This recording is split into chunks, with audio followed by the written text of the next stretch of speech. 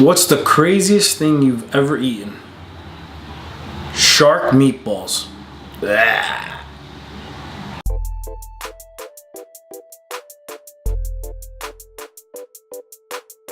Hey, Mr. School Counselor, what is going on, everyone? Welcome home. New viewers and subscribers, I say this every week. This place is also for you as well. So make sure you hit that like button, subscribe. Find me on Instagram at Mr. School Counselor. Find me on Facebook as well as Mr. School Counselor. But this place is for you. You never know what tip, what little piece of information I'm gonna be sharing that could help. So share along. You're more than welcome to comment as well. But thanks for watching and welcome. This week we've got parent tips for high school, college-bound students.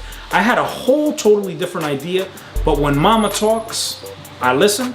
She told me to change it up, and why don't I talk to the parents this week? So that's what we're doing. I've got 5 tips. I'm gonna try to put them up right. Let me just fix my hand. Bam, right there. So right up here, I'm gonna try to put up the 5 tips. Make sure my parents are getting it. This is gonna be your show.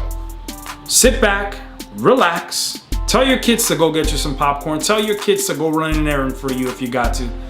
But I want you to be paying attention, all right? So welcome to the Mr. School Counselor Show.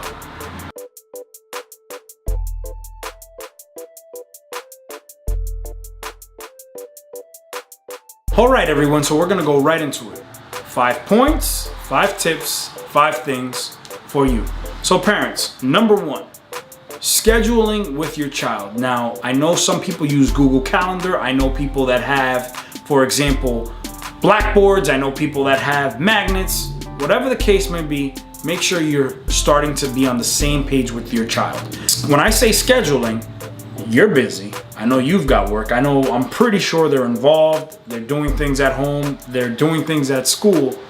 But there's gotta be there's gotta be that fine time where you guys can sit down, talk about college, or talk about the next step, I should say, because this is important. When I say talk, though, remember, it's not just talking one side. It's got to go both ways. Get those listening skills up. Listen to your child. They're going to talk to you, and if you're not listening, you know how teenagers are, you know how these kids are, they won't pay attention. Listen, and let's try to go from there.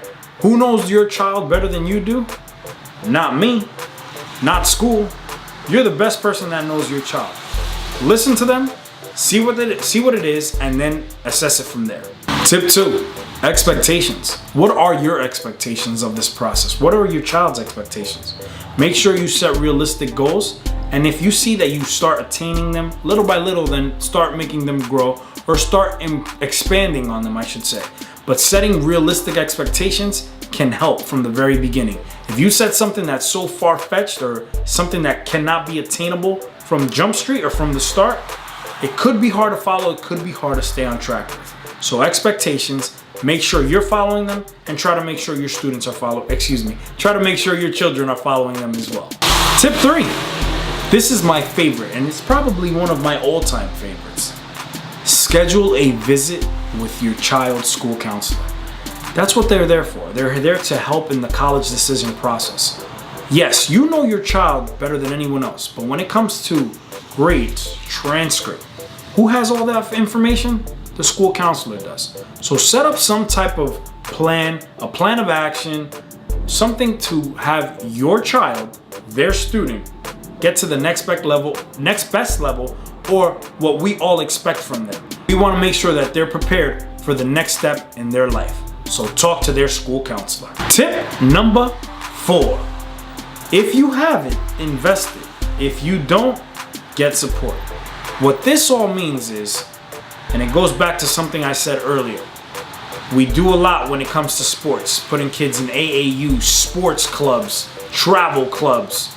Do the same thing when it comes to academics. If you can get them when it comes to SAT prep, tutoring services, extracurricular activities when it comes to academics, do so.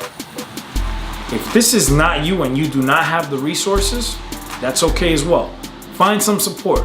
Find a team, get connected with other parents that also have students that are college bound ready, and see if you can create a team for yourself. See if you can all go to the library. Talk to the schools. you guys are also part of the school. And if there's something that the school can bring that they can help you with when it comes to helping your child, why not? Doesn't hurt to ask. If you never ask, you'll never know. So if you have it, invest it. If you don't, get support. Find a team.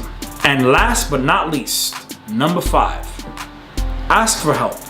And the reason I say ask for help, look, I know teachers that have high school students that are getting ready for the college process. I know counselors, I know administrators.